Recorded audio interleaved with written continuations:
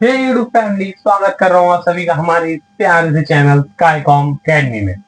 तो मैं अभिषेक तिवारी लेकर आ चुका हूँ आप सभी के लिए 12th कॉमर्स सेक्शन के one of the most difficult question में से एक, जिसका नाम है फाइनल अकाउंट। ये फाइनल अकाउंट का नाम सुनते ही ना बच्चों के दिमाग में जो बोलते हैं ना डिफिकल्टीज का जो एक कीड़ा उमड़ता है ना यार, कि मतलब इतना डिफिकल्ट क्वेश्चन है, इतनी सारी एलिस्ट्रेशन है। अगर आप देखने जाओ आपके टेक्स्ट बुक के अंदर टोटल 14 सॉल्व और प्लस 11-12 जो आपके अनसॉल्व वाले प्रैक्टिकल प्रॉब्लम जो होती है, यानी टोटल इतनी सारी एडजस्टमेंट्स और इतने सारे ट्रायल बैलेंस को एक साथ समझ पाना बहुत ही ज्यादा मुश्किल होता है। और इसीलिए इस क्वेश्चन को one of the most important question जाता है, इसके लिए 12 मार्क्स के लिए। 12 मार्क्स के लिए जो क्वेश्चन आता है ना, question number 7 final account 12th standard के अंदर, सबसे ज्यादा डिफिकल्टीज अगर किसी बच्चों को आती है तो वो फाइनल अकाउंट के अंदर आती है। और वो फाइनल अकाउंट की पूरी डिफिकल्टीज को खत्म करने के लिए मैं अभिषेक तिवारी आप सभी के लिए ये चीजों को लेकर आया हूँ कि पूरा का पूरा फाइनल अकाउंट क्या एक वीडियो में कवर कर पाना इतना इजी रहने वाला है। तो मैं बोलता हूँ भाई बिल्कुल इजी रहने वाला है, ठीक है। मैंने सारी एलिस्ट्रेशन और सारी मतलब सॉल्व और अनसॉल्व दोनों को मिलाकर पूरी एलिस्ट्रेशन में से एक ही क्वेश्चन को तैयार किया है, जिसके अंदर आपको पूरा फाइनल अकाउंट कवर हो जाएगा। सबसे पहली बात ये चीज समझने की कि फाइनल अकाउंट ना मतलब क्या बोलते हैं ना कि रटने वाला सब्जेक्ट नहीं है। मतलब बीके का सीधी बात है, रटने वाला सब्जेक्ट नहीं है। जो जितना प्रैक्टिस करेगा उसके मार्क्स उतने ज्यादा रेज होंगे। लेकिन अगर आप सभी को 1% भी फाइनल अकाउंट आता नहीं है तो डरने की बिल्कुल जरूरत नहीं है भाई, कि जो हमारी 30 डेज अभी एग्जाम के बचे हुए हैं, आज 11 हो गई है, ठीक है। 11 के बाद अगर आप देखो तो अगले 11 में आप इंग्लिश का पेपर दे चुके होंगे, ठीक है। तो लेकिन इतना ज्यादा दिक्कत की बात नहीं है। अगर आपको भी फाइनल अकाउंट नहीं आता तो भाई ये लेक्चर वीडियो आराम से देखो, पूरा का पूरा फाइनल अकाउंट आपको एक ही लेक्चर वीडियो में एनालाइज करके दिख जाएगा। सबसे पहली बात है ना भाई, जो बीके आपका सब्जेक्ट है या जो आपके अदर सब्जेक्ट है, हर जगह पर आपको स्टेप वाइज मार्किंग होती है, ठीक है। अब ये स्टेप वाइज मार्किंग बोलेगा तो कैसा है भाई, बच्चा जो आपको सब एलिमेंट दिए होंगे ना आपके ट्रायल बैलेंस के अंदर, जो सारे एलिमेंट दिए हुए, अगर आपने उसको एज इट इज उठा के उसके अकाउंट में भी पोस्ट कर दिया ना, वहां पर आपको कितने मार्क्स मिल जाते हैं? 6 मार्क्स मिल जाते हैं। यानी 12 मार्क्स में से 6 मार्क्स का जो क्वेश्चन है, तो भाई तो यही टैली कर, मतलब अगर ट्रायल बैलेंस का क्वेश्चन उठाकर सिर्फ पोस्ट करके भी लिख दोगे ना तो वहां पर भी आपको मार्क्स मिल जाएंगे। सेकेंड पॉइंट है भाई, जितनी एडजस्टमेंट्स होती हैं, ठीक है। एडजस्टमेंट मतलब क्या? वो एडिशनल इन्फॉर्मेशन होता है ना भाई, 3-4 एडजस्टमेंट दी होती है, वो हर एक एडजस्टमेंट 1 मार्क्स की होती है, जो कि 4 से 5 एडजस्टमेंट आपको कभी कभी दे देता है। तो क्लोजिंग स्टॉक वगैरह ये सब जो दिया रहता है ना, वो आपका किसमें आता है? एडजस्टमेंट में।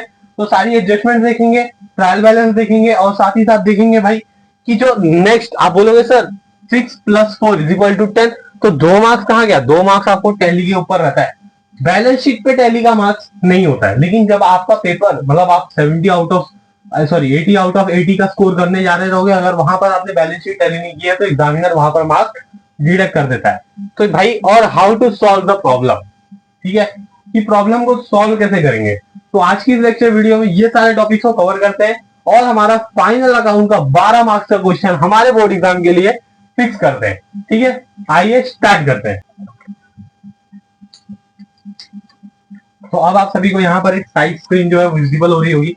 सबसे पहले देखो भाई, आपको ना पूरा एक ट्रायल बैलेंस दिया हुआ है, तो आपको ये पूरा ट्रायल बैलेंस है ना किस तरीके से सॉल्व करना है, ठीक है। मैं पहले नहीं बोल रहा हूँ कि आप 3 अकाउंट बना दो, सिर्फ बैलेंस शीट और आपका trading account, profit and loss और पार्टनर्स कैपिटल, अभी कुछ बनाने की जरूरत नहीं है। सबसे पहली बात, हम ना ट्रायल बैलेंस में ही पता कर लेंगे कौन सा एलिमेंट कहाँ का है। अगर आप सभी को नहीं पता भाई, 4 अकाउंट बनते हैं, 4 अकाउंट, और मैं आपको बोलता हूँ कि आप जो पार्टनर्स कैपिटल है वो वर्किंग नोट में आता है, बट आप उसको प्लीज बनाइए, क्योंकि आपके आगे वाले जो चैप्टर्स है, यानी एडमिशन, रिटायरमेंट, डेट, डिसोल्यूशन, इन सब में आपको पार्टनर्स कैपिटल की जरूरत पड़ने वाली है। तो मैं आप सभी को ये चीज अच्छे से रिकमेंड कर रहा हूँ भाई, प्लीज फाइनल अकाउंट में जो आपका एक वर्किंग नोट है पार्टनर्स कैपिटल का, वो जरूर से बनाइए, क्योंकि वो थोड़ा सा इंपॉर्टेंट भी है, ठीक है। आ जाते भाई, ये पूरा क्वेश्चन है। अब एक एक चीजों को पकड़ेंगे हम लोग, मीन पूरा डेबिट का बैलेंस पकड़ेंगे, देखेंगे कौन सा कहाँ पे आता है, फिर क्रेडिट का पकड़ेंगे। तो ये एक क्वेश्चन है, देख लो अच्छे से एनालाइज कर लो भाई, ये पूरा क्वेश्चन है। अब भाई अपना एक डेबिट वाला कॉलम पकड़ते हैं और चेक करते हैं कि कौन से एलिमेंट कहाँ पे जाने वाले, ठीक है। सबसे पहले भाई 3 अकाउंट बना लो। अब उसके बाद आप उसको पोस्टिंग करेंगे। सबसे पहले यहाँ पर आप देख लोगे, जो पहला टर्म को दिया हुआ है ना, वो क्या दिया हुआ है? स्टॉक दिया हुआ है। अब आप लोग ये जान लो कि आपको स्टॉक लिख क्या है, ओपनिंग स्टॉक लिख क्या है, जिसका एंट्री फिक्स होती है ट्रेडिंग अकाउंट के डेबिट साइड के पहले ही कॉलम में, टू ओपनिंग स्टॉक। जो को आपको दिया हुआ है भाई, उतना अमाउंट उसको उठाकर लिख दो। जैसे कि यहाँ पर दिया हुआ है ओपनिंग स्टॉक, मतलब स्टॉक ही लिखा हुआ है, स्टॉक लिखा हुआ है 65,000, तो वहां पर आपको ट्रेडिंग अकाउंट के 65,000 डेबिट साइड में लिख देना है। नेक्स्ट एंट्री है भाई बिल्स रिसीवेबल। बिल्स रिसीवेबल का मतलब क्या होता है भाई, एक बिल आपने मतलब आपको बिल मिलने वाला है। अगर आपको बिल मिलने वाला है, जो आपका पैसा मिलने वाला है, तो आपके लिए क्या है, वो एसेट है। ठीक है, तो यहाँ पर बिल्स रिसीवेबल जो है वो आपका 28,000 रुपए है। ओके, 28,000 रुपए आपका कहाँ चला जाएगा, वो आपके एसेट साइड में। ठीक है, नेक्स्ट क्वेश्चन में आ जाता है भाई वेजेस एंड सैलरीज। बहुत इंपॉर्टेंट क्वेश्चन है। यहाँ पर समझने वाली बात, सबसे पहली बात क्या है बताएगा, जो हमारा ये वेजेस और सैलरीज वाला किस्सा है ना, यहाँ पर बच्चे बहुत ज्यादा गलती कर जाते हैं। और गलती कैसे कर जाते हैं, क्योंकि भाई दोनों दिया हुआ है। अगर आप देखो कि वेजेस अगर आएगा तो वेजेस को ट्रेडिंग अकाउंट की, क्योंकि प्रैक्टिस फैक्ट्री से रिलेटेड जो भी एक्सपेंसेस होते हैं वो हमारे ट्रेडिंग अकाउंट में लिखे जाते हैं, और जो हमारी ऑफिस से रिलेटेड जितने भी एक्सपेंस होते हैं वो प्रॉफिट एंड लॉस में जाते हैं। ठीक है, तो यहाँ पर ये दोनों दिया हुआ है, तो कंफ्यूजन कहां पर आती है भाई कि ट्रेडिंग में लिखो या प्रॉफिट में लिखो। तो इतना समझ लो, अगर वेजेस एंड सैलरीज बोला तो आपका ट्रेडिंग अकाउंट के डेबिट साइड, और अगर सैलरीज एंड वेजेस बोला है तो प्रॉफिट एंड लॉस के डेबिट साइड। यानी कि जो वर्ड पहले दिया होता है उसी के अकाउंट में उसको लिखना है। यहाँ पर लिखा हुआ है वेजेस एंड सैलरीज, तो यहाँ पर जो 9,000 का अमाउंट है वो आपके ट्रेडिंग अकाउंट के डेबिट साइड में चला जाएगा। नेक्स्ट भाई सैंडरी एसिड, सबको पता है सैंडरी एसिड भाई, जो डेटा सैंडरी डेटर्स जो होते हैं वो आपके एसिड साइड में जाते हैं, तो इसका अमाउंट आपको डायरेक्टली एसिड साइड में लिख देना है। नेक्स्ट पोस्टिंग है भाई बैड डेब्ट। बैड डेब्ट के लिए आप सभी को मैं एक फॉर्मूला अगर बता दूं, तो अगर आप ऐसा लिख सकते हो प्रॉफिट एंड लॉस में डायरेक्टली बना देने का भाई, टू ओल्ड बैड डेब्ट, समझे, फिर न्यू बैड डेब्ट प्लस न्यू आरडीडी और लेस ओल्ड आरडीडी। ठीक है, ये फॉर्मूला है आपका, यही फॉर्मूले के हिसाब से आपको चलना है। क्या फॉर्मूला भाई, टू ओल्ड बैड डेब्ट एड न्यू बैड डेब्ट add new RDD less old RDD. तो यहाँ पर आपको बैड डेब्ट यहाँ पर लिख देना है जो ओल्ड में। अब आप बोलोगे सर ये ओल्ड और न्यू का पता कैसे चलेगा, अगर ट्रायल बैलेंस में आरडीडी या बैड डेब्ट दिया हुआ है तो वो आपका ओल्ड है, और अगर आपका इसमें एडिशनल इन्फॉर्मेशन में बैड डेब्ट या आरडीडी दिया है तो वो आपका जो है वो न्यू आरडीडी है। ठीक है, नेक्स्ट आ जाते हैं भाई परचेस। ओपनिंग स्टॉक के जस्ट नीचे परचेस आता है। ठीक है, इन चीज दो की एंट्री फिक्स होती है। ट्रेडिंग अकाउंट में तीन एलिमेंट्स ऐसे हैं जिनकी एंट्री फिक्स होती है, ओपनिंग स्टॉक, परचेज और क्रेडिट साइड में सेल। ये तीन एंट्रीज होती है जो आपको फिक्स लिखनी है, उनका प्लेस चेंज होने वाला नहीं है। ठीक है, तो परचेज जो आपका ट्रेडिंग अकाउंट के डेबिट साइड। नेक्स्ट क्वेश्चन आ गया मोटर कार। मोटर कार बोलोगे तो भाई गाड़ी, गाड़ी क्या होती है हमारे लिए, हमारा एक फिक्स एसेट होती है, तो उसको हम कहां लिख देंगे, एसेट साइड में। ठीक है, नेक्स्ट है भाई मशीनरी। मशीनरी बोलेगा तो मशीनरी मतलब आपका कोई भी मशीन हो गई या कुछ भी हो गया तो वो आपके लिए क्या हो जाएगा, एक एसिड का काम करेगा। ठीक है, अगर वो आपके लिए एसिड का काम कर रहा है तो वो आपके लिए एक एसिड हुआ, और एसिड हमारा कहा जाता है भाई बैलेंस शीट के एसेट साइड में। तो अब आ जाते हैं नेक्स्ट पे जो बोलता है भाई ऑडिट फीस। ऑडिट फीस बोलेगा तो अगर आप देखोगे सीए हो गया, ठीक है, और जो आपके मतलब अकाउंटेंट्स होते हैं ना, वो एक आपको सर्विस देने के बदले में आपको से एक फीस चार्ज करते हैं, जिसको हम क्या कहते हैं भाई, ऑडिट फीस। तो ऑडिट फीस सीए चार्ज कर रहा है, और सीए कहां पर काम करेगा भाई, ऑफिस में, फैक्ट्री में तो काम करेगा नहीं। अगर वो ऑफिस में काम कर रहा है तो यानी प्रॉफिट एंड लॉस का एक्सपेंस है, और एक्सपेंस इतना याद रखना कि डेबिट के जो बैलेंस होते हैं ना, वो या तो प्रॉफिट एंड लॉस और ट्रेडिंग अकाउंट के डेबिट साइड में या तो एसेट साइड में। अगर आप सभी ने कभी भी इसका बैलेंस क्रेडिट साइड में लिखा तो वो रॉन्ग होता है, एक्सेप्ट एक एंट्री के परचेस रिटर्न, जो कि आपको क्रेडिट साइड में उसकी एंट्री देगी, मतलब ट्रायल बैलेंस क्रेडिट साइड में, और वहां से उठा के आपको कहां लिखना है, ट्रेडिंग अकाउंट में या प्रॉफिट एंड लॉस में। डिपेंड करता है कि वो ऑफिस एक्सपेंस है या फैक्ट्री एक्सपेंस है।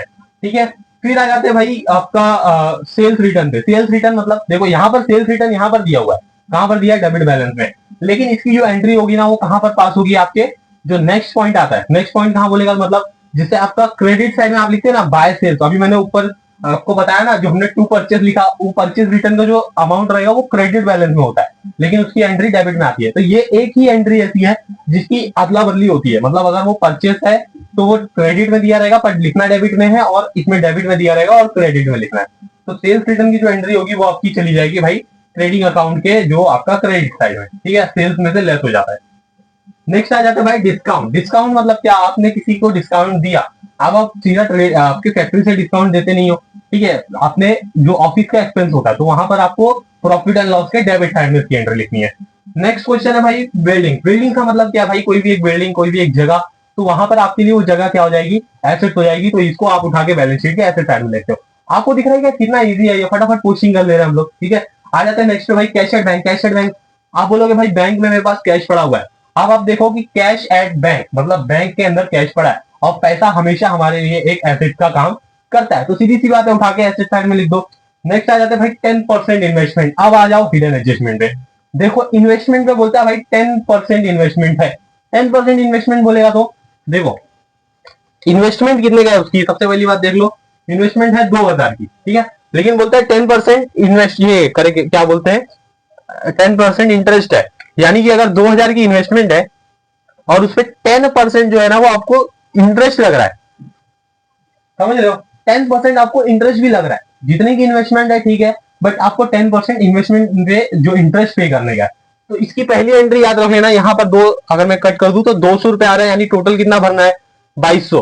तो इन्वेस्टमेंट जो है वो आपका एसेट है, तो पहले एंट्री एसेट साइड में लिख दो 2000, फिर प्लस इंटरेस्ट, इंटरेस्ट अगर मैं कैलकुलेट करूंगा भाई तो 2000 का कितना आएगा, अगर आप कैलकुलेट करने जाओगे तो 200 रुपए आएगा, और वो 200 जो एंट्री है ना वो आपकी प्रॉफिट एंड लॉस के डेबिट साइड, क्योंकि एक्सपेंस हो गया ना, सॉरी इनकम है आपका, तो वहां पर प्रॉफिट एंड लॉस के क्रेडिट साइड में उसकी एंट्री आती है, ठीक है।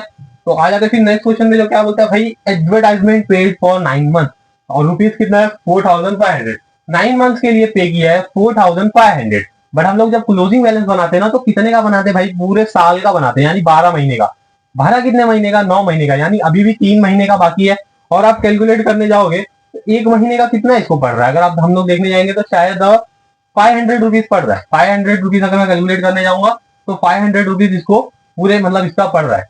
तो अभी 3 महीने का और इसको भरने का है, ठीक है, 3 महीने का अगर ये और भर देगा तो इसका पूरा हो जाएगा। तो 3 महीने का कितना, अगर 9 महीने का मैं कैलकुलेट कर रहा हूँ तो 4500 आ रहा है, ठीक है, और 9 महीने का अगर इतना आ रहा है तो 12 महीने का कितना आएगा, अगर 12 महीने का मैं 1500 और ऐड कर दूं तो हो जाएगा टोटल ये 6,000 रुपीज हो जाएगा, ठीक है, 6,000 रुपीज हो जाएगा, यानी एडवर्टाइजमेंट में ऐड कर दो और लाइबिलिटी साइड में, ठीक है, क्योंकि भरना बाकी है।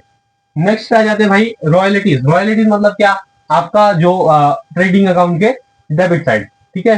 फिर कैरेज इनवर्ड, कैरेज इनवर्ड मतलब फैक्ट्री एक्सपेंसेस है, कैरेज इनवर्ड अंदर आ रहा है, अगर इनवर्ड बोला कैरेज इनवर्ड तो आपका प्रॉफिट एंड लॉस के डेबिट साइड में जाता है। और नेक्स्ट उसके दिया हुआ देख लो आप, कैरेज आउटवर्ड, अगर कैरेज आउटवर्ड बोला यानी आपको आप कैरेज पे कर रहे हो, अगर आप पे कर रहे हो तो वो आपके लिए एक्सपेंस हो गया, ठीक है, तो वहां पर आपको क्या चला जाएगा, प्रॉफिट एंड लॉस के डेबिट साइड। नेक्स्ट बोलता है भाई ठीक वैसे एडजस्टमेंट है, एडवर्टाइजमेंट पेड फॉर 2 years, ठीक है। अब बोलता है भाई एडवर्टाइजमेंट 2 साल के लिए पेड कर दिया, आप बोलोगे आप भाई कि 2 साल के लिए कितना पेड किया उसने, 4000 रुपया, यानी 12 महीने के लिए कितना पे करेगा, अगर 24 महीने के लिए 4000 पे कर रहा है तो 12 महीने के लिए कितना, 4000, कितने महीने के लिए, 24 महीने के लिए। तो अगर आप देखने जाओ तो 12 महीने के लिए कितना होगा, अगर मैं डिवाइड कर दूं तो मेरे हिसाब से 2000 आना चाहिए।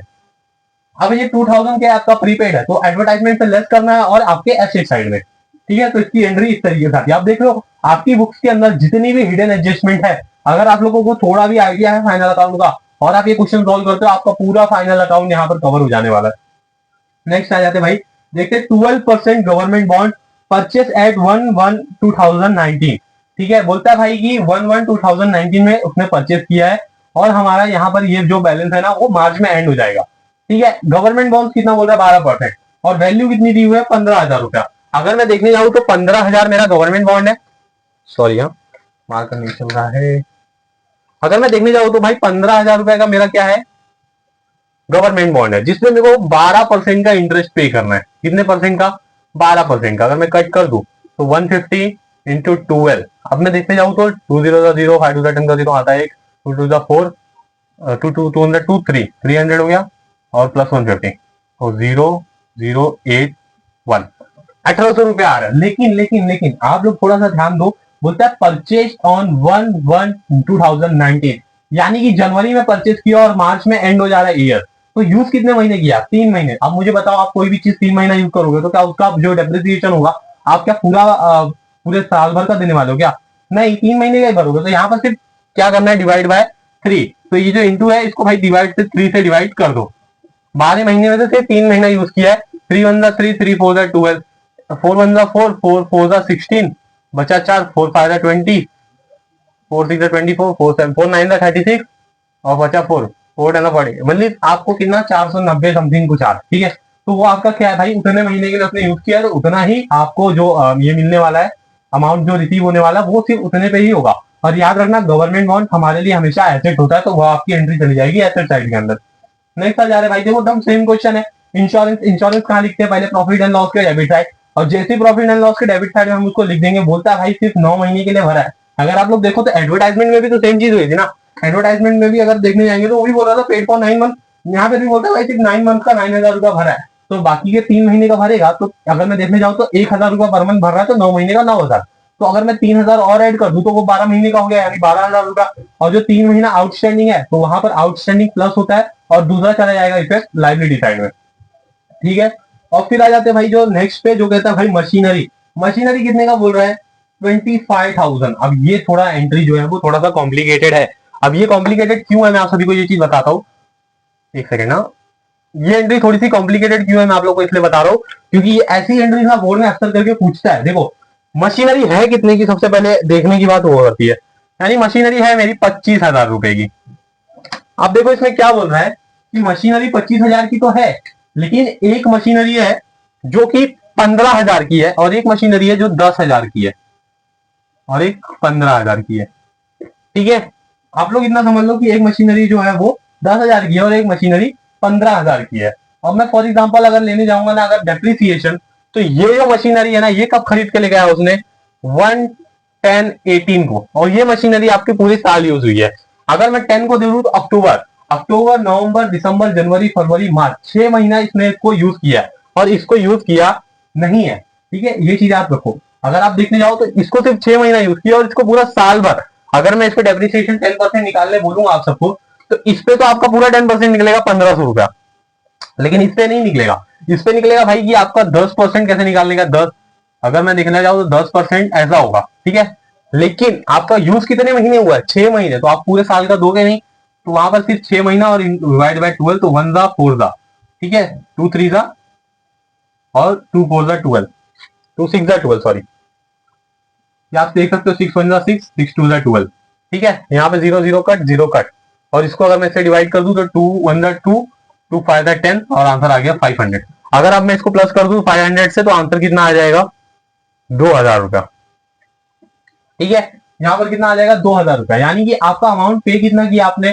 सिर्फ 2,000 रुपया। और अगर मैं ऐसे देखने जाऊंगा तो अगर यहाँ से डायरेक्ट 1,000 माइनस कर दूं तो आंसर कितना हो जाएगा? 3,500 रुपया, मतलब 2,500, जो कि रॉन्ग हो जाएगा। तो ये चीज थोड़ा सा दिमाग में रखना है कि इसने कभी कभी बोलता है ना कि एक मशीनरी में ही एक मशीनरी और ऐड किया उसने बाद में ले आकर, तो ये एडजस्टमेंट भी आती है। और ये एडजस्टमेंट अगर आप देखने जाओ तो मार्च 2025 के पेपर के अंदर जो सेकंड एंट्री थी इंश्योरेंस के बाद मशीनरी वाली, यही एंट्री पूछा है। तो ये चीज भी थोड़ा सा आपको समझ के रखनी है कि भाई कभी कभी ऐसा जो वर्ड दे देता है कि इतने तारीख को नया मशीनरी आया तो उसमें ऐड करता है वो मशीनरी, तो जितने साल जितने महीने उसने यूज किया डेप्रिसिएशन उतना ही देना है। ठीक है। फिर जो हमारा नेक्स्ट आ जाता है भाई प्रोविडेंट फंड इन्वेस्टमेंट। सबसे पहली बात तो भाई प्रोविडेंट फंड के जितने भी क्वेश्चन होते हैं समझ के रखो, जो प्रोविडेंट फंड इन्वेस्टमेंट बोला उसका मतलब क्या होता है? इन्वेस्टमेंट मतलब क्या भाई? किसी भी चीज को इन्वेस्ट कर रहा है तो वो आपका क्या है भाई? एसेट है, तो उसको उठा के सीधा सीधा एसेट साइड में लिख देने का बिना कुछ सोचे समझे। नेक्स्ट देख लेते हैं भाई प्रोविडेंट फंड कंट्रीब्यूशन। अब प्रोविडेंट फंड कंट्रीब्यूशन का मतलब क्या होता है भाई? कि कुछ एक्सपेंस कर रहा है। ठीक है, प्रोविडेंट फंड कंट्रीब्यूशन मतलब क्या? कुछ एक्सपेंस कर रहा है, तो वो प्रॉफिट एंड लॉस के डेबिट साइड में चला जाएगा।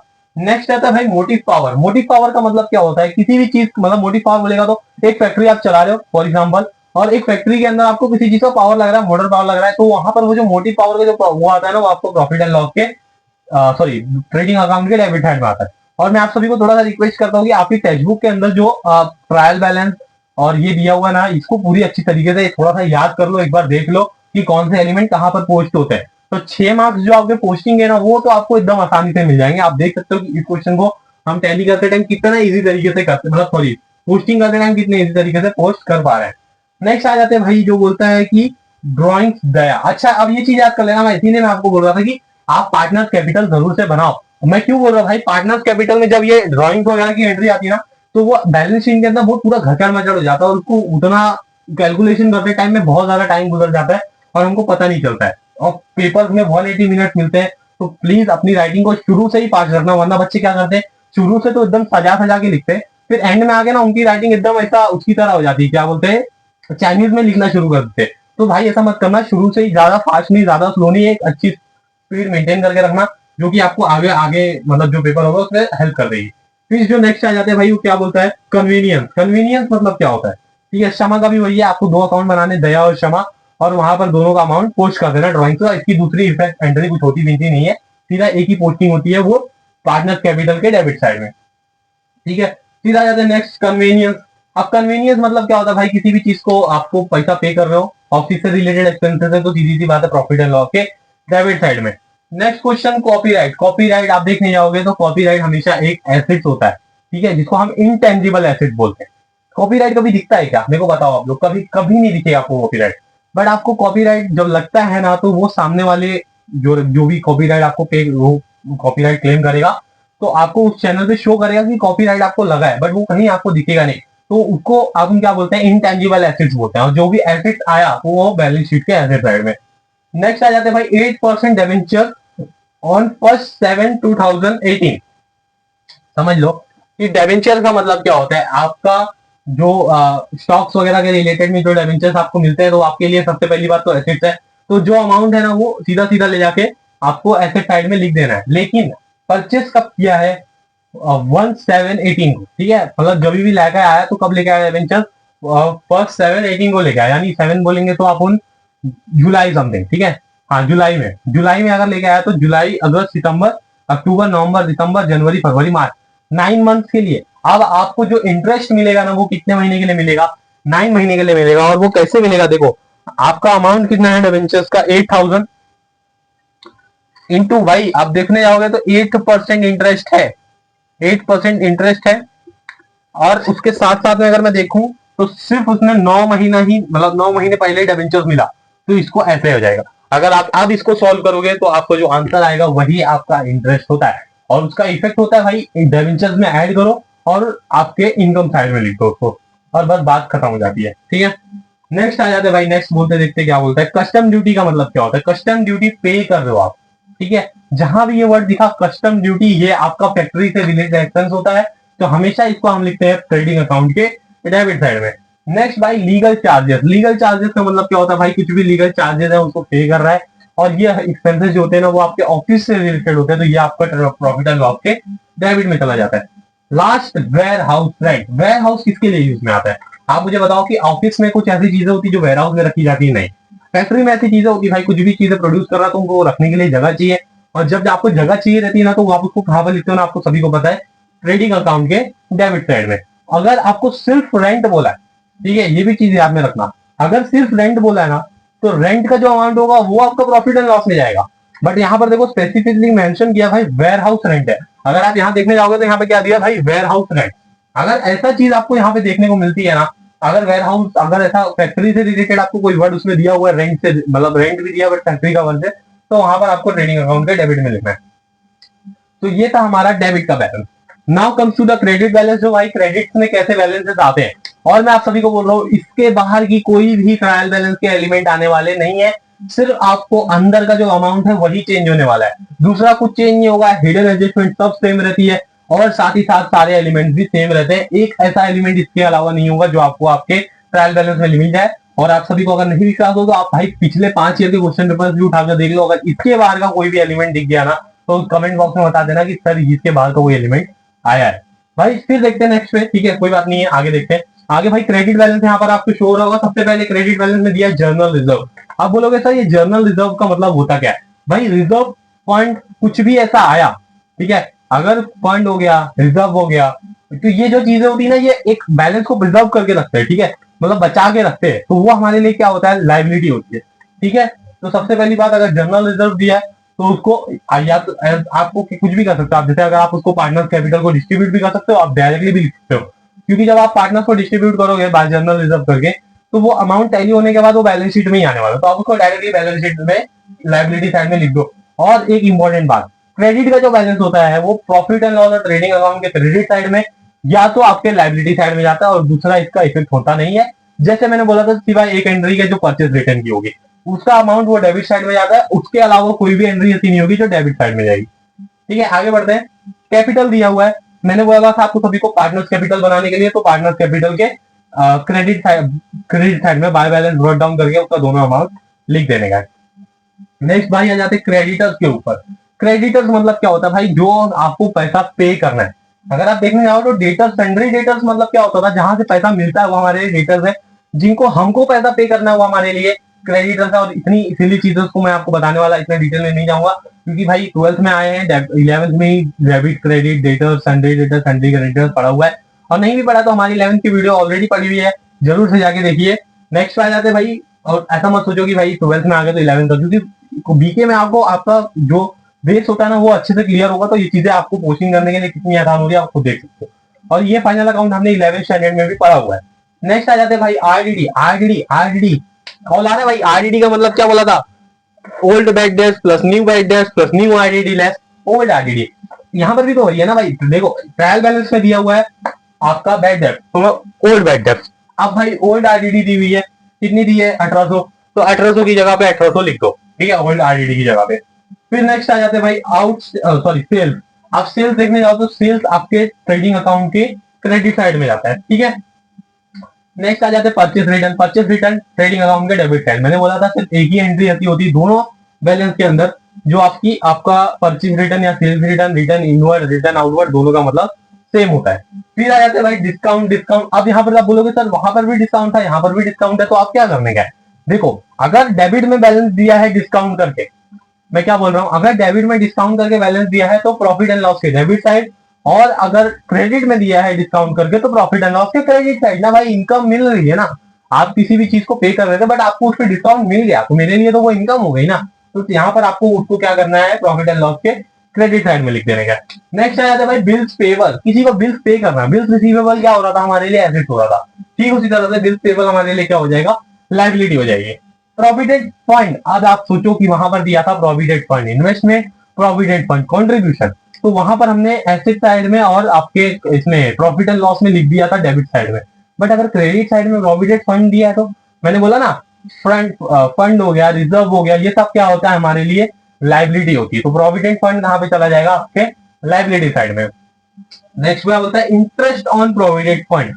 अब आप देखो कि आपके प्रोविडेंट फंड पे आपको इंटरेस्ट मिल रहा है, अगर इंटरेस्ट मिल रहा है तो आपको इनकम रिसीव हो रही है, तो प्रॉफिट एंड लॉस के डेबिट साइड। ये चीज थोड़ा सा ध्यान में रखना, और एक बार जब आप इसको वापस से देखने जाओगे, ठीक है, एक बार ये वीडियो देख लिया उसके बाद आप इस बैलेंस को जब एक बार वापस से सॉल्व करने जाओगे ना, तो आपको एक अच्छी क्लियरिटी मिल जाएगी। और आप सभी को अगर इस पेज का पूरा क्लियर फोटो चाहिए और साथ ही साथ आपको इसके एडजस्टमेंट के फोटो चाहिए, तो हमारे कमेंट बॉक्स में प्लीज से हमारा जो डिस्क्रिप्शन बॉक्स है उसके अंदर लिंक भी मिल जाएगा, और साथ ही साथ आपको यहाँ पर हमारा एक इंस्टाग्राम हैंडल शो हो रहा होगा भाई, वहां पर जाओ, आपको इसकी पूरी फोटो अच्छी तरीके से मिल जाएगी।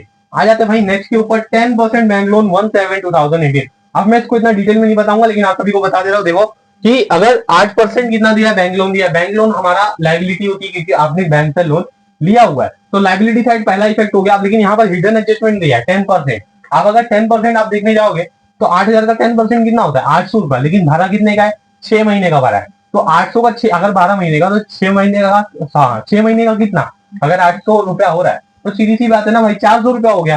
तो 400 रुपया आपको यहाँ पर ऐड कर देना है, और दूसरा आपको क्या बोलते हैं आपके एक्सपेंस साइड में लिख देने का, क्योंकि वो एक्सपेंस हो रहा है आपका, ठीक है, तो प्रॉफिट एंड लॉस के डेबिट साइड में। नेक्स्ट आ जाते हैं भाई बैंक ओवरड्राफ्ट। ओवरड्राफ्ट मतलब क्या होता है, ओवरड्राफ्ट फैसिलिटीज किसको प्रोवाइड की जाती है, एक बिजनेसमैन को, ठीक है, जो बैंक से एक्स्ट्रा पैसा, जैसे आपके पास अकाउंट में सिर्फ 500 रुपया पड़ा हुआ है, लेकिन आपका बिजनेस बहुत बड़ा है और आपने बैंक से क्या किया भाई, बोला कि इतना चेक कर दो, तो वो आपको फोन करेगा, सर आपके अकाउंट में सिर्फ इतना ही बैलेंस है बट इतना चेक आ रहा है, आपको ओवरड्राफ्ट चाहिए क्या, तो वो ओवरड्राफ्ट फैसिलिटीज आपको प्रोवाइड कर देगा, जिसके ऊपर वो थोड़ा सा इंटरेस्ट चार्ज करता है। तो बैंक ओवरड्राफ्ट आपके लिए क्या हो गया, लाइबिलिटी हो गई, ठीक है, तो वो लाइबिलिटी के साइड में चला जाता है भाई। नेक्स्ट हो गया कमीशन। कमीशन मतलब क्या, आप किसी भी चीज से कमीशन, किसी भी चीज के ऊपर कमीशन चार्ज कर रहे हो, तो आपको क्या हो रहा है, पैसा रिसीव हो रहा है। जब पैसा आपको रिसीव होता है तो प्रॉफिट एंड लॉस के डेबिट साइड में लिखते हैं। नेक्स्ट आ जाता है भाई वही है कमीशन रिसीव, दोनों का मतलब सेम ही होता है, कमीशन या कमीशन रिसीव, इसलिए थोड़ा सा समझने के लिए आपको देखो, आप बोलोगे सर कमीशन बोले थे कमीशन रिसीव आ गया तो क्या करना है, तो चीजें वही होती है, थोड़ा बोर्ड का पैटर्न बदलता है, पूछने का तरीका बदलता है, तो इसी तरीके से वहां पर दिया। और एट द लास्ट हमारा जो दिया हुआ है वो दिया हुआ है आउटस्टैंडिंग वेजेस। अब ये आउटस्टैंडिंग वेजेस का मतलब क्या, वेजेस भरना बाकी है, ठीक है, ये समझते हैं कि भाई वेजेस भरना अगर बाकी है, अगर मैं देखने जाऊँ कि मुझे कुछ पे करना बाकी है, तो आप बोलोगे सर आउटस्टैंडिंग वेजेस, तो यहाँ पर वेजेस दिया हुआ है, क्या वेजेस में ऐड कर देना है क्या, नहीं नहीं नहीं, ऐसा बिल्कुल मत करना। क्या करने का है कि जब आउटस्टैंडिंग वेजेस डायरेक्टली आपको ट्रायल बैलेंस में दिया ना, तो आपको उसकी एंट्री भी डायरेक्टली करनी है सीधा सीधा लाइबिलिटी साइड में। मतलब क्या, यहाँ पर आउटस्टैंडिंग वेजेस दिया है, अगर एडिशनल इन्फॉर्मेशन यानी एडजस्टमेंट में दिया रहता है तो वहां पर आपको थोड़ा सा कॉम्प्लिकेशन करनी पड़ती है, बट यहाँ पर करने की जरूरत बिल्कुल भी नहीं है, आप लोग उसको सीधा सा उठा के लाइबिलिटी साइड में लिख दो। तो ये था हमारा पूरा ट्रायल बैलेंस, यानी कि आपके टेक्स्ट बुक के अंदर अगर 30 से ज्यादा सम दिए हुए हैं तो उन 30 सम को एनालाइज करने के बाद ये पूरा ट्रायल बैलेंस बनाया है, और ये ट्रायल बैलेंस में आपके सारे एलिमेंट, सारे हिडन एडजस्टमेंट कवर हो गए। और अब आते हैं भाई अपने नेक्स्ट पे, जो बोलता है आपके जो एडजस्टमेंट होते हैं कि एडजस्टमेंट किस तरीके से की जाती है, ठीक है। So now comes to the next question which is our in जो हमारे ट्रायल बैलेंस हो चुकी है, ठीक है। ट्रायल बैलेंस होने के बाद भाई अब आप जाते हैं अपने एडजस्टमेंट के ऊपर, जो कि हमारा मेन पार्ट होता है। 4 मार्क्स कवर करता है, 4 ही एडजस्टमेंट आपको दी जाएंगी, इससे ज्यादा दी जाएंगी नहीं, ठीक है। तो आपको थोड़ा सा समझना है, फिर उसको आपकी ये जो एडजस्टमेंट वाला पार्ट होता है ना, सॉरी, जो आपका जो एडजस्टमेंट वाला पार्ट होता है ना, ये थोड़ा सा कॉम्प्लिकेशन वाला होता है, ठीक है। क्यों कॉम्प्लिकेशन वाला होता है? क्योंकि यहाँ पर आपको एडजस्टमेंट में आपको डेप्रिसिएशन निकालना है 10%, 5%, 2.5%, 3.5%, और उसको पूछने का तरीका भी बदल देता है कभी कभी। आप देखने जाओगे तो ये जो एडजस्टमेंट आपको यहाँ पर विजिबल हो रही है, तो ये सारी एडजस्टमेंट आपको नहीं मिलने वाली है, मिलेगी 4 ही। लेकिन आप बोलोगे सर इतनी सारी एडजस्टमेंट है क्या? देखो कुछ एडजस्टमेंट तो है, मतलब इतनी सारी कुछ एडजस्टमेंट तो है, लेकिन कुछ एडजस्टमेंट आपको यहाँ पर अल्टरनेटिव मिलने वाली है। मतलब वो एडजस्टमेंट आपको ऊपर भी दी है, वो यही एडजस्टमेंट मैंने आपको नीचे भी दी हुई है, लेकिन पूछने का तरीका मैंने बदल दिया है, ठीक है। तो आइए देखते हैं भाई कि कैसे उस तरीके, मतलब बोर्ड किस तरीके से आपको क्वेश्चन पूछता है और किस तरीके से बोर्ड को आंसर करना रहता है, ठीक है। सबसे पहला जो हमारा फिक्स्ड एंट्री होती है, 1 मार्क्स में अगर आप देखने जाऊंगा ना भाई, 1 मार्क्स जो हमारे बोर्ड के लिए फिक्स मिलने वाले हैं, वो कौन से मिलने वाले हैं? क्लोजिंग स्टॉक का। देखने जाओ पहला एंट्री यही बोलता है क्लोजिंग स्टॉक ₹40,000, 40,000 रुपए का स्टॉक बच गया। पहला एंट्री ट्रेडिंग अकाउंट के क्रेडिट साइड और दूसरा एंट्री बैलेंस शीट के एसेट साइड। पहला एंट्री ट्रेडिंग अकाउंट के क्रेडिट साइड, दूसरा एंट्री बैलेंस शीट के एसेट साइड। याद कर डालो, एकदम सेम एंट्री आपको एज इट इज आपको मिलने ही वाली है, यानी कि ये 1 मार्क्स तो आपको फिक्स मिलने वाला है आपके बैलेंस शीट के अंदर। आपने सिर्फ इतना भी अगर पोस्ट कर दिया ना कि बैलेंस शीट के सॉरी ट्रेडिंग अकाउंट के क्रेडिट साइड और बैलेंस शीट के एसेट साइड, बस आपका काम हो गया, 1 मार्क्स आपको यहाँ पर मिल जाएंगे। नेक्स्ट आ जाता है भाई depreciation of building and depreciation on machinery. देखो अब यहाँ पर मैंने नीचे भी लिखा भी हुआ है भाई, depreciation on fixed asset 10.5 C adjustment 22। तो आप इसको थोड़ा सा इग्नोर करो अभी, क्योंकि एडजस्टमेंट नीचे है और थोड़ा सा वही है, एडजस्टमेंट वही है, पूछने का तरीका मैंने बदल दिया है, तो वो एडजस्टमेंट वहां पर आपको एज इट इज मिलने वाली है। तो देखते भाई डेप्रिसिएशन कैसे निकालते हैं। आप बोलता है 10%, मैं सपोज दैट अगर करूँ कि बिल्डिंग का प्राइस अगर मेरा 10 लाख है, सॉरी 10,000 ले रहे, ठीक है, ज्यादा बड़ा अमाउंट लेंगे तो कैलकुलेशन में वीडियो लंबी हो जाएगी, ठीक है। नेक्स्ट आ जाते हैं भाई 10, अगर 10,000 की बिल्डिंग है, बोलता है 5% अप्रिसिएशन निकालो, तो ऐसा आपका फॉर्मूला बन जाएगा, 2 0 कट हो जाएंगे, 5 1 5 और अमाउंट आ जाएगा 500 रुपीज। सिंपल है, 500 रुपए निकल गया, ठीक है। और दूसरा 10% मशीनरी, अगर मैं यही देखने जाऊँ मशीनरी 10,000 की है, 10% निकालना है यानी 1,000 रुपया हो जाएगा। तो पहला इफेक्ट आ जाएगा, एसेट्स में ऐड कर दो, और सॉरी एसेट से लेस कर दो। अगर डेप्रिसिएशन बोला तो एसेट से लेस करके प्रॉफिट एंड लॉस के डेबिट साइड, ठीक है। और फिर अगर बिल्स रिसीवेबल इंक्लूड डिसऑनर्ड, अब ये एंट्री हमेशा आपके डेटर से माइनस होने से पहले लिखी जाती है कि भाई बिल्स मिलने वाला था पर अब नहीं मिल रहा है। इसकी दोनों एंट्री एसेट साइड में ही आएगी, पहला आप बिल्स रिसीवेबल से लेस कर दोगे और दूसरा डेटर्स में ऐड कर दोगे। सर पूछोगे क्यों? आपको बिल मिलने वाला था, बिल नहीं मिल रहा है। अगर बिल नहीं मिल रहा है तो आपके लिए वो बिल से लेस कर दो, क्योंकि वो मिलने वाला नहीं है। दूसरा, लेकिन आपको पैसा तो मिलना चाहिए ना, अगर पैसा मिलना चाहिए तो आपके लिए वो डेटर्स में ऐड हो जाएगा कि इससे मुझे इतना बिल मिला था लेकिन इतना डिसऑनर्ड हो गया, तो वो पैसा मैं उससे मांगने वापस जाऊंगा, और जब मैं जाऊंगा तो वो मेरे लिए डेटर्स बन जाएगा, तो इसीलिए उसको हम उठा के डेटर्स में लिख देते हैं। नेक्स्ट एंट्री है हमारे लिए सॉरी नेक्स्ट एंट्री है good worth 1000 taken from Daya for personal use. देखो मैंने ब्रैकेट में वहां पे आपको थोड़ा इजी कर दिया, वहां बोर्ड में ऐसा नहीं करेगा, वहां पे मैंने लिख दिया ड्राइंग, ठीक है। ड्राइंग हमेशा आपके लिए क्या होती है, जो आपका कैपिटल का अमाउंट होता है उसमें से लेस करना रहता है, ठीक है। तो यहाँ पर आप पार्टनर्स कैपिटल के जो मैंने बताया ना आपको, हिडन एडजस्टमेंट में भी मैंने बताया, यहाँ पर भी आपको दे दिया है, तो आप दोनों में दे सकते हैं, आपको उसमें भी दे देगा, क्या बोलते हैं ट्रायल बैलेंस में कभी कभी नहीं देगा, आपको एडजस्टमेंट में देगा, तो आपको वहां पर भी चीजें थोड़ा सा समझ में आनी चाहिए। तो यहाँ पर ड्राइंग का हमेशा सिर्फ एक ही इफेक्ट होता है, जो कि आपका पार्टनर्स कैपिटल के डेबिट साइड में। नेक्स्ट आ जाते हैं भाई write off 1800 as a bad debt and maintain RDD 5%। बोलता है भाई 1800 का बैड डेट हो गया। अब ये देखो मैंने बोला था ना वो format to old bad debt plus new bad debt plus new RDD वाला, जो फॉर्मेट मैंने आप सभी को बताया था कि उसमें हम क्या करते थे, ओल्ड को वहां लिखते थे न्यू, और दोनों न्यू का कॉलम खाली था और ओल्ड वाले दोनों लिख दिए थे। अब यहाँ पर 5% आपको डेटर्स में से, जो कंट्री डेटर था उसमें से 5% जो निकालना है आपको, क्या निकालना है आपका आरडीडी, और 1800 बैड डेट लेस करना है। पहले बैड डेट लेस होगा, फिर उसके ऊपर जो चार्ज अमाउंट आएगा उसके 5% आरडीडी हो जाएगी, ठीक है। सॉरी नेक्स्ट आ जाते हैं भाई bill of 6000 well sold no entry was 5। बोलता है भाई कि बिल सोल्ड किया है, ठीक है, लेकिन कोई भी एंट्री पास हुई नहीं है। आप देखो सोल्ड किया है, सोल्ड मतलब क्या, सेल, यानी इसका मतलब क्या होता है कि सेल तो कर दिया बट अपनी बुक में लिखना भूल गया, यानी लिखना भूल गया तो मतलब क्या, अनरिकॉर्ड है, वो रिकॉर्ड नहीं है। तो अनरिकॉर्ड हमेशा क्या होता है, आपका जो अमाउंट रहेगा सेल्स का, ठीक है, वो सेल्स के अमाउंट में हमेशा क्या करोगे, ऐड कर दोगे अनरिकॉर्डेड सेल्स करके। और जो वो अनरिकॉर्डेड सेल्स है ना, वो आप उठाकर कहाँ लिख दोगे, आपके बैलेंस शीट के एसेट साइड में, क्योंकि भाई बेच दिया है लेकिन अमाउंट लिखा नहीं है, तो वहां पर आप उसको अपने बैलेंस शीट में ऐड कर लोगे, ठीक है। नेक्स्ट आ जाता है भाई आउटस्टैंडिंग एक्सपेंसेस। कुछ चीजें हैं जिनका पैसा भरना बाकी है, लाइक वेजेस दिया हुआ है यहाँ पर, royalties on sales and audit fees, ठीक है, यानी रॉयल्टीज, ऑडिट फीस और वेजेस, इन तीनों एक्सपेंसेस पे, ठीक है, इन तीनों एक्सपेंसेस पे आपको अभी भेजना मतलब और पैसा भरना बाकी है। अगर बाकी है तो सबसे पहली बात उसमें ऐड हो जाएगा, और दूसरा चला जाएगा हमारे लाइबिलिटी साइड के अंदर, ठीक है। नेक्स्ट आ जाते हैं भाई कन्वीनियंस पेड इन एडवांस ₹6,000। बोलता है भाई 6,000 रुपए का कन्वीनियंस प्री पेड कर दिया, यानी पहले ही भर दिया। अब बोलता है भाई अगर मैं बोलूं कि 12,000 रुपए का कन्वीनियंस है मेरा, ठीक है, 12,000 का अगर मेरा कन्वीनियंस है, मैं 6,000 रुपया जो है ना वो पहले ही भर चुका हूँ, यानी कि ये मेरा कितने साल का हो गया, 2 साल का, और भरना कितने का था, 1 साल का, यानी 6,000 रुपया मेरा क्या है, 1 साल का एक्स्ट्रा। तो मैं इसको यहाँ पर इससे लेस कर दूंगा और अमाउंट आएगा 6,000 रुपया, जो कि मेरा प्रॉफिट एंड लॉस में आउटसाइड में चला जाएगा। और दूसरा जो मैंने प्रीपेड करके रखा है वो मेरे लिए क्या है, एसेट है, मैं उसको कभी भी वापस ले सकता हूं, तो मैं उसको कहां पे लिख दूंगा, हमारे बैलेंस शीट के एसेट साइड के अंदर। नेक्स्ट जो बोलता है भाई रिजर्व फॉर डाउटफुल डेब्ट ऑन डेटर। अब आप देखने जाओगे भाई, ऊपर मैंने लिखा था कि आरडीडी, ठीक है, बहुत बच्चों को आरडीडी का फुल फॉर्म नहीं पता, जिसका मतलब होता है रिजर्व फॉर डाउटफुल बैड डेब्ट। और हमेशा याद रखना कि जब आपको ये वर्ड मिल जाए, रिजर्व फॉर डाउटफुल बैड डेब्ट या आरडीडी, दोनों का मतलब सेम होता है। अगर आप बैड डेब्ट लेस कर रहे हो तो बैड डेब्ट लेस करने के बाद जो अमाउंट बचेगा डेटर्स का, उसके ऊपर आपको आरडीडी निकालनी है, और आउटर कॉलम में अमाउंट ट्रांसफर कर दो, और वही आरडीडी आपको उठा के न्यू आरडीडी का जो कॉलम मैंने बनाया था, यानी old RDD, sorry old bad डेब्ट plus new RDD less old RDD में जो न्यू आरडीडी वाला कॉलम होगा, अगर ट्रायल बैलेंस से निकाल रहे हो तो वो न्यू आरडीडी वाले कॉलम में आपको वो लिख देने का। नेक्स्ट आ जाते हैं भाई, क्या बोलता है कि हमारा credit purchase on goods 6,000 was not recorded. Credit पे ध्यान मत दो, परचेज पे ध्यान दो। परचेज बोलता है भाई कि वो परचेज किया है पर अमाउंट लिखा नहीं है।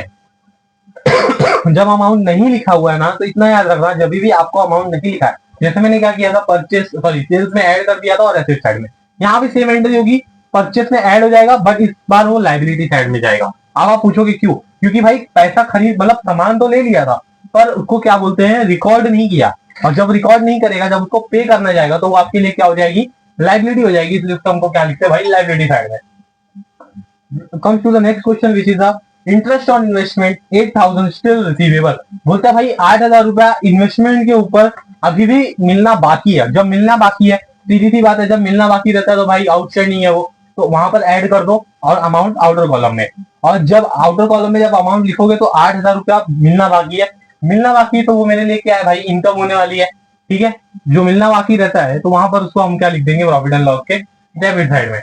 नेक्स्ट आ जाते हैं भाई, जो बोलता है goods loss destroyed by fire ₹8,000, insurance claim admitted 6,000। बहुत ध्यान से समझना, बहुत डिफिकल्ट एडजस्टमेंट है और ये बोर्ड अक्सर करके पूछा करता है।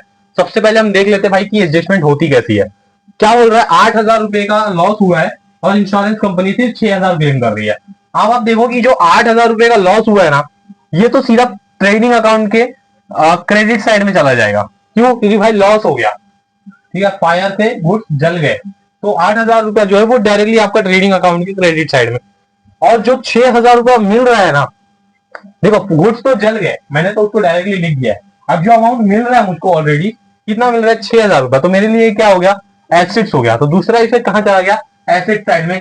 हाँ, लेकिन अभी भी क्या इसकी एंट्री खत्म हुई है, नहीं खत्म हुई है, अभी देखो इसकी एक एंट्री और बचती है। 8,000 प्लस 6 था, अगर मैं लेस करूं तो 2,000 रुपया तो अभी भी रिमेनिंग है, तो ये 2,000 मेरे लिए क्या हो गया, लॉस हो गया। और जब मेरे लिए अगर ये लॉस हो गया ना, तो मैं इसको कहां पे लिखूंगा, प्रॉफिट एंड लॉस के डेबिट साइड में, लॉस बाय फायर। और यहाँ पर इंश्योरेंस क्लेम कहां लिखूंगा मैं, एसेट साइड में, और goods loss destroyed by the fire लिखूंगा 8,000 रुपया ट्रेडिंग अकाउंट के क्रेडिट साइड में। एक लौती एंट्री है जो कि आपके 3 इफेक्ट कैरी करती है, अदरवाइज आपको सिर्फ 2 ही इफेक्ट आते हैं, ये सिर्फ एंट्री जिसके अंदर 3 इफेक्ट आते हैं, ठीक है। नेक्स्ट आ जाते हैं भाई, जो बोलता है कस्टमर अमाउंट 5,000 नॉट रिकवरेबल। बोलता है भाई 5,000 रुपया ना वो रिकवर ही नहीं हुआ है, आप बोले सर रिकवर नहीं हुआ, पैसा मिला ही नहीं है आपको, बोलोगे सर ये क्या हो गया। अभी तक आपको सब लिख के मेंशन करके हर चीज आ रही थी, बट अभी नहीं आ रही, क्यों नहीं आ रही है, इसका रीजन आपको मैं बता रहा हूँ कि आप सोचो अगर देखने जाओगे तो आप बोलोगे सर बैड डेब्ट्स में भी तो यही होता था ना कि मेरे को अमाउंट मिलता ही नहीं था, यहाँ पर भी ऐसे ही हो रहा है कि भाई अमाउंट मिल ही नहीं रहा है, तो यहाँ पर ये आपका बैड डेब्ट ही है। हाँ, आपको यही चीज क्लियर करनी है कि बोर्ड का पूछने का पैटर्न ऐसे ही चेंज होते रहता है। मतलब क्या, यहाँ पर बोलता है कि इतना पैसा रिकवर नहीं हुआ है, बैड डेब्ट का मतलब भी तो यही होता है ना, वहां पर वो डायरेक्टली बैड डेब्ट दे देता है, कई बार डायरेक्टली बैड डेब्ट देता नहीं है और ऐसी चीज मेंशन कर देता है जो बोलता है भाई customer amount 5000 was not recoverable. क्या अगर नहीं रिकवरेबल है भाई, सीधी सी बात है, पैसा नहीं मिल रहा है तो डेटर से लेस कर दो और बैलेंस शीट में जो हमारा ओल्ड बैड डेब्ट न्यू बैड डेब्ट वाला कॉलम होता है उसमें न्यू साइड में लिख दो, बात खत्म हो गई। तो सिंपल सिंपल एडजस्टमेंट होती है, खाली पूछने का तरीका बदलता है और बच्चे हैंग हो जाते हैं। ठीक है, कोई बात नहीं, नेक्स्ट आते हैं partners. Interest on partners capital 6000, बोलता है भाई इंटरेस्ट मिल रहा है पार्टनर्स के कैपिटल के ऊपर, तो सबसे पहली बात जो पार्टनर्स है ना उनके कैपिटल में ऐड कर दो। ठीक है, 6% बोलता है, 1% अगर मैं देखने जाऊँ पार्टनर्स कैपिटल का अमाउंट, अगर मैं एग्जांपल लूँ तो अगर ओके 1,60,000 लेते हैं, 1,60,000 का 6% निकालो और उसके कॉलम में ऐड कर दो। और सेकंड थिंग आपको जो सेकंड इफेक्ट जाएगा वो जाएगा प्रॉफिट एंड लॉस के डेबिट साइड के अंदर। ठीक है, फिर नेक्स्ट आ जाते हैं भाई पार्टनर अलाउंस दया सैलरी रुपीज 26,000, बोलता है 26,000 रुपीज अलाउ कर रहा है। ठीक है, 26,000 अगर अलाउ करेगा तो वहां पर उसकी जो सैलरी मिल रही है उसको, जब आप किसी भी फर्म को सैलरी मिलती है तो वहां पर उसके डेबिट साइड में और इसके एक्सपेंस हो गया इसलिए प्रॉफिट एंड लॉस के डेबिट साइड में। ठीक है, उसके क्रेडिट साइड में पार्टनर्स कैपिटल के और उसके डेबिट साइड में। नेक्स्ट आ जाते हैं भाई prepaid legal charges. Prepaid, prepaid मतलब क्या, ज्यादा भर दिया, ज्यादा भर दिया तो क्या हो गया हमारे लिए एसेट्स हो गया, सिंपल है। ठीक है, नेक्स्ट आ जाते हैं एसेट्स, मतलब प्रीपेड एसेट साइड में लिख दो और लीगल चार्जेस में लेस कर दो, यानी लीगल चार्जेस से लेस होगा, जो अमाउंट लेस होगा वही आपके लिए एसेट बन जाएगा। बहुत सिंपल एडजस्टमेंट है, कितनी अच्छी अच्छी एडजस्टमेंट दी है। ठीक है, नेक्स्ट आ जाते हैं goods distributed is the free sample. Advertisement है ना भाई, किसी आपको गुड्स जो बचे हुए उनको फ्री सैंपल से क्या कर रहा है, डिस्ट्रीब्यूट कर दे रहा है। अगर डिस्ट्रीब्यूट कर रहा है तो क्या चला गया, गुड्स चला गया, चला गया, सीधी सी बात है ट्रेडिंग अकाउंट के क्रेडिट साइड में लिख दो और डिस्ट्रीब्यूट कर दिया तो एडवर्टाइजमेंट में ऐड कर दो, यानी प्रॉफिट एंड लॉस के डेबिट साइड में एक्सपेंस भी तो हो गया ना भाई, तो वहां पर वो दो एंट्री हो जाती है। फिर बोलते हैं अनइंश्योर्ड गुड्स स्लो टर्म, बोलता है कि इंश्योरेंस नहीं था और गुड चोरी हो गया, चोरी हो गया तो लॉस बाय था, यानी क्रेडिट ट्रेडिंग अकाउंट के क्रेडिट साइड में, और लॉस हो गया 6,000 का तो प्रॉफिट एंड लॉस के डेबिट साइड में, लॉस बाय था। ठीक है, फिर आ जाते हैं नेक्स्ट क्वेश्चन जो बोलता है भाई partners entitled to commission 1% on gross profit. अगर आप ट्रेडिंग अकाउंट क्लोज करोगे वहां पर आपको एक ग्रॉस प्रॉफिट मिलता है, जब वो ग्रॉस प्रॉफिट पे आप 1% का कमीशन निकालोगे ना तो वो सीधा दोनों पार्टनर्स को डिस्ट्रीब्यूट कर देने का। ठीक है, बहुत सिंपल है, दूसरा कोई एडजस्टमेंट होता नहीं है, यहाँ पर सिर्फ एक ही एंट्री होती है, ग्रॉस प्रॉफिट पे 1% निकालो और जिस पार्टनर को देने बोला है, और अगर नहीं बोला किसी भी पार्टनर को तो दोनों को दे दो। ठीक है, नेक्स्ट आ जाते हैं motive powers includes 5,000 being refundable deposit on power meter. बोलते हैं भाई पावर मीटर पे रिफंड भी कर रहा है, ठीक है, पैसा वापस जाएगा भी। और देखो क्या बोलता है कि motive power includes being refundable, मतलब मोटिव पावर में इतना पैसा आपको वापस से रिफंड करने का है। ठीक है, तो वहां पर वो आपके लिए थोड़ा सा एक्सपेंसिव भी है तो उसको वहां पर क्या बोलते हैं एडजस्ट कर लेने का। ठीक है, नेक्स्ट क्वेश्चन बोलता है interest on capital at the rate of 3%। ठीक है, यहाँ पर आप देखने जाओ तो अल्टरनेटिव एडजस्टमेंट टू 14 पर भी सेम चीज थी, इंटरेस्ट ऑन कैपिटल, यहाँ पर भी इंटरेस्ट ऑन कैपिटल है, तो यहाँ पर सिर्फ इंटरेस्ट ऑन कैपिटल बोला है, वहां पर बोला था कि दोनों किसी का नाम बता दिया था कि दोनों को मिल रहा है। ठीक है, तो यहाँ पर आपको सिर्फ वही इंटरेस्ट निकालना है कैपिटल का और वहां पर प्रॉफिट एंड लॉस के डेबिट साइड में और पार्टनर कैपिटल के क्रेडिट साइड में ऐड कर देने का। एट दी एंड जो हमारा लास्ट है depreciation on fixed asset, fixed asset पे डेप्रिसिएशन चार्ज होगा। जब आपका डेप्रिसिएशन फिक्स्ड एसेट से चार्ज होता है तो आप सभी को पता है कि वहां पर आपके जो भी एसेट होते हैं उनसे लेस करते हैं और डेप्रिसिएशन के मतलब प्रॉफिट एंड लॉस के डेबिट साइड में लिख देते हैं जहां पर एक्सपेंसेस होते हैं। तो ये था हमारा पूरा का पूरा final account, one shot revision. यहाँ पर जो बच्चे आप रिवीजन की मोटिव से देखने आए थे तो भाई उनके लिए तो बहुत ही ज्यादा इजी रहने वाला है। और आप सभी को अगर ये क्वेश्चन का डायरेक्ट लिंक चाहिए तो हमारे डीएम में आपको इसका डायरेक्ट मतलब हमारे जो डिस्क्रिप्शन बॉक्स है वहां पर आपको इसको डायरेक्टली लिंक मिल जाएगा, या जिस भी बच्चों को हमारा इंस्टाग्राम पे यहाँ पर शो रहा होगा तो वहां पर इसकी क्लियर फोटो अवेलेबल है, तो जल्दी से जाकर स्क्रीनशॉट ले लेना और अच्छी तरीके से एक बार रिविजन करो, क्योंकि जिस तरीके से हमारे बोर्ड एग्जाम नजदीक आ रहे हैं ना तो बच्चों को थोड़ा सा जो डर लग रहा है, पर डरने की जरूरत नहीं है भाई, कायकॉम एकेडमी आप सभी के लिए अच्छी से अच्छे वीडियो और अच्छी स्ट्रेटेजी लेकर आते रहता है। तो मिलते हैं आप सभी को नेक्स्ट लेक्चर वीडियो में, तब तक के लिए हमारे चैनल को लाइक कीजिए, सब्सक्राइब कीजिए और ज्यादा से ज्यादा अपने दोस्तों में शेयर कीजिए। तो तब तक के लिए जय हिंद, जय भारत।